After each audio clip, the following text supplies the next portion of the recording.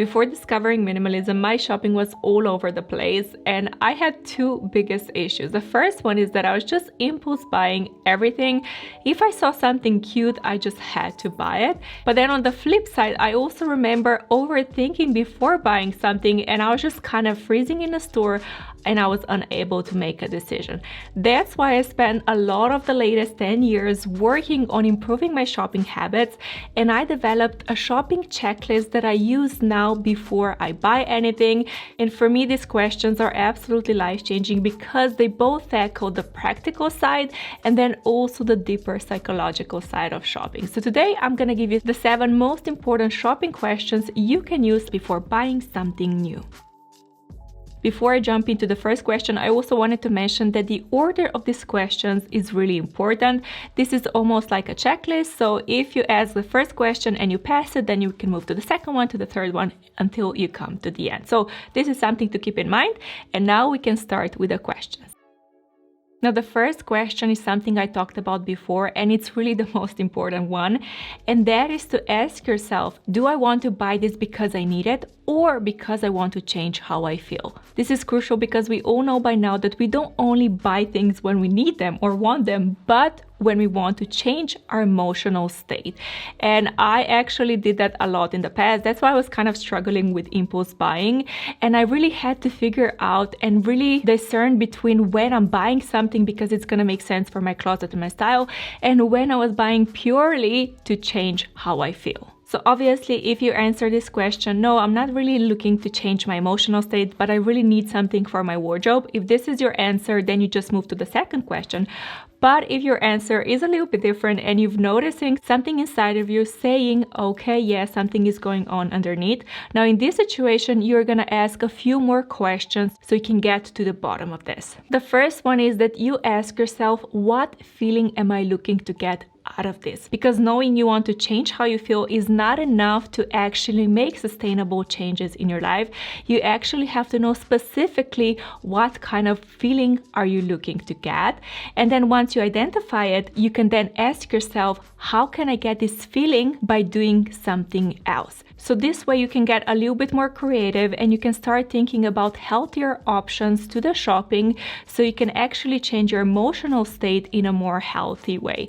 And this is what I had to do personally to really change my shopping habits. I had to go deeper and I really had to identify my patterns and what is going on underneath every time when I have the urge to shop. And in case you're curious, and again, I talked about this before, I realized that I shop a lot when I was feeling lonely.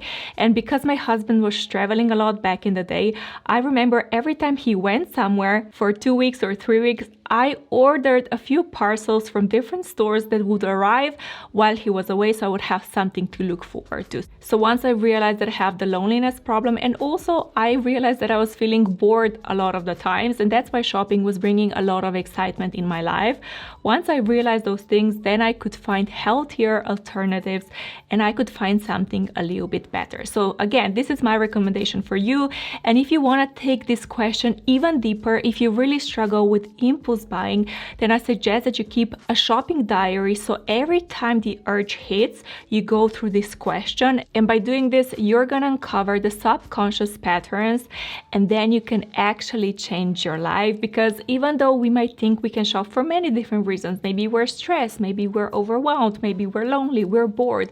But once we go deeper and we start asking the right questions, usually we just have a few emotions that are really dominant that we're running away from and that we want to change. So once we know this, everything can change. But if you pass the first question, then you're going to continue with the second one, and that is to ask yourself, what is the secret opportunity cost? Because if I learned anything in the last 10 years with minimalism is that every time we say yes to something, we say no to something else, and then of course vice versa. And I remember in the past when I was going shopping, the only cost that I thought about is the price tag. For me, this was the only cost to think about.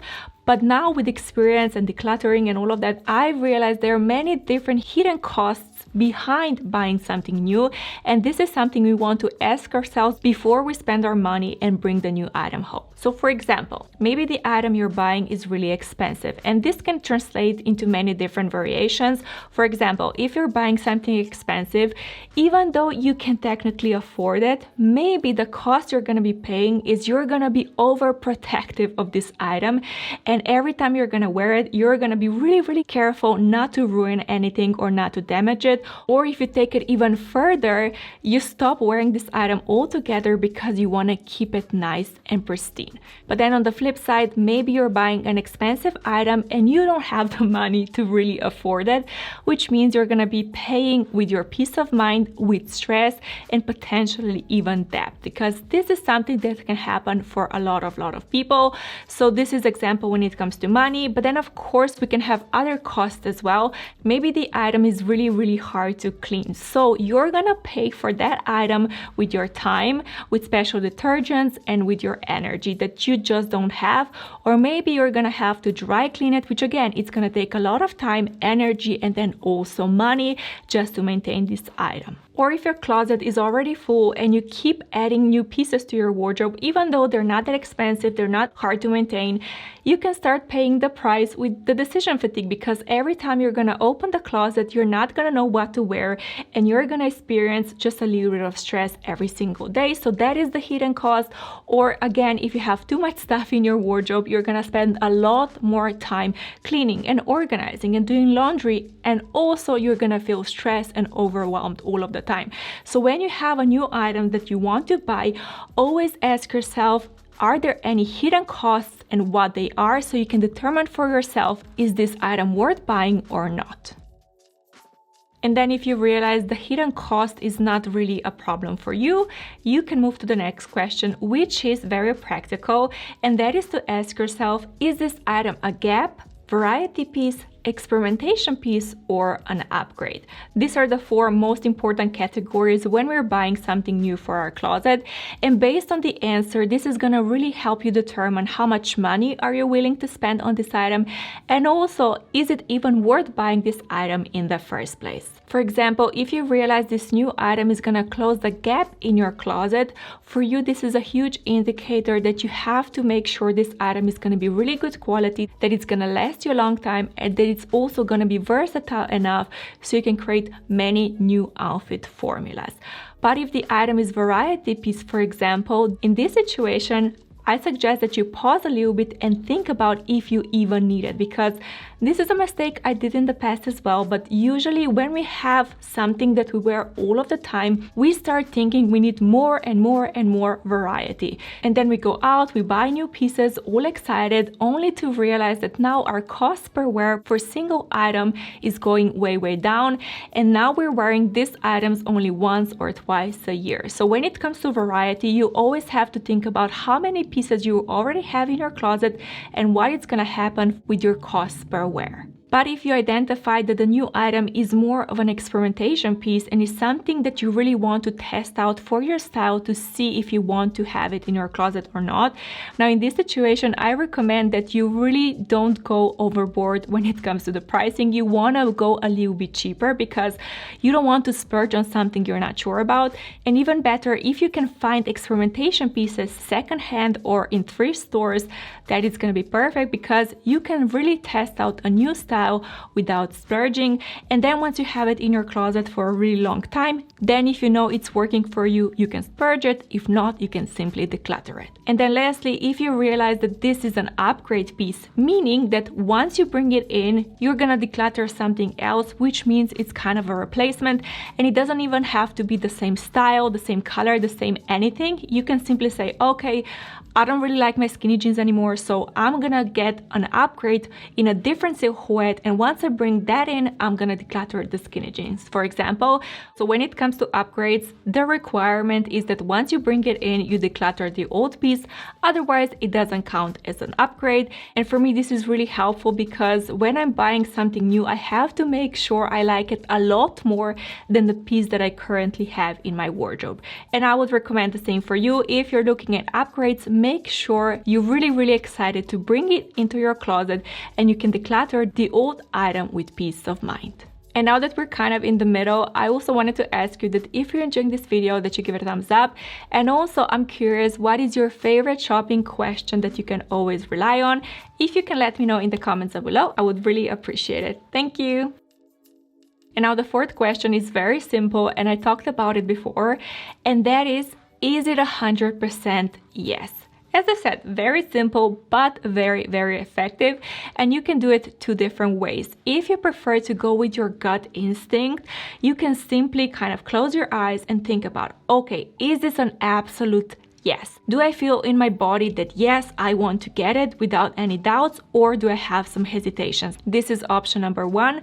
But you can also rate the item from 1 to 10, which is something that I like to do. And that can help you determine if you want to buy this item or not. For example, I personally have a rule to only buy perfect 10s, because in the past, if I bought something that was kind of an 8 or a 9, I almost always regretted it in the past, and then I ended up decluttering it. So either of these approaches will work. Pick the one that makes the most sense for you. And then once you have the item on your body, you're trying it on, simply check in with yourself, and that is going to give you a lot more clarity.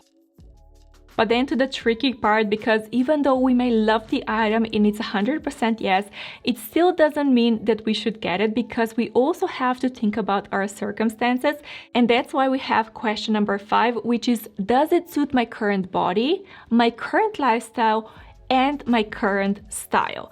And this is very, very important to ask, because we don't want to buy for our fantasy self career, fantasy self body, fantasy self whatever, because this way we're going to waste a lot of money. And I'm again talking from experience. I did that in the past, and I still have to be careful with this one, because sometimes I can find an item that is a perfect fantasy self piece for me, and I can get carried away with all of the different dreams of how I'm going to wear it, how my life is going to be like this little fantasy. I'm gonna be really carefree and happy, and then I have to pause and get back to reality and ask myself, okay, is this item realistic for me? So how I like to think about it is to imagine your life as a puzzle, and then this new item as a single puzzle piece. And then you want to ask yourself, does this single piece puzzle fit into the entire puzzle of my life, or is it really a mismatch? This is kind of a nice little imagination exercise you can do for yourself, but pretty much we want to avoid buying for our fantasy self or for the life that we're really not living. And now the next question is probably one of my favorites, because it really helped me a lot, and that is, how will I feel about this item once it's no longer new? I don't know about you, but I know in the past when I was in the store, I really experienced a huge shopping high. And for me, it was very hard to snap out of it and make a good decision, because I was just so excited and just so positively overwhelmed, and I don't know what to say. It's kind of a shopping high. So when I discovered this question and I asked myself, I realized it really grounded me, and it helped me bypass the shopping high emotion, because I started thinking about this piece a little bit more long term. And the surprising thing is that maybe you believe, and I thought this as well, that every time you're gonna ask this question, the answer is gonna be the same. Once the excitement wears off, I'm kind of feel meh about it. That is what I thought is gonna happen, but in reality, for some pieces, yes, that's exactly what happened. But then for some other pieces, I still felt, no, I'm still gonna feel excited about it, even if I wear it loads month after month after month. So for me, this is now a very great question, because if the answer is, yeah, I'm kind of gonna feel whatever about this item once the honeymoon period is over, I simply don't buy it. I have to have this excitement that I can potentially see in the future as well, because I have a lot of pieces in my closet that I'm still excited to wear and see after years and years of wearing them. And for me, that is the wardrobe that I want to have. I want to have my closet full of items that I'm excited to wear for a really, really long time. And then lastly, kind of a similar question, but a little bit different, and that is, can I see myself wearing this item for 3 to 5 years? Which is, again, we're gonna have to look in the future, but this time we have a specific number we're thinking about, which will help us determine how much money we should spend on this item, what kind of design style to go for, and also if it makes sense for our closet or not. And also I want to mention here that your number may be a little bit different to mine. For me, the 3 to 5 years is the perfect amount. It's not too short, it's not too long, because in the past I used to have 5 to 10 years, and that made shopping almost impossible. I was just constantly overwhelmed and I couldn't make a decision, because for me, predicting 10 years ahead, it was so hard to do. So you want to find a number that works for you right now, for your financial situation, career, body, whatever you're going through. You want to pick a number that makes sense to you. And then when you're shopping, you always ask if this item is gonna suit you for the next season of your life, so you can really make the best decision. And if the answer is no, it's not really gonna make sense for the next how many years, again, you simply don't buy it. But now to the most important question of all, how many clothes should we even own in the first place? Because if we don't have the answer to this question, going shopping, it's really a waste of time and energy. And that's why I will link another video with this question, answering this question in a lot more detail, that you can watch next. But yeah, this is gonna be it for today. I really hope you enjoyed the video, that it's helpful. If it is, of course, give it a thumbs up. Thank you for stopping by today, and I will see you next time.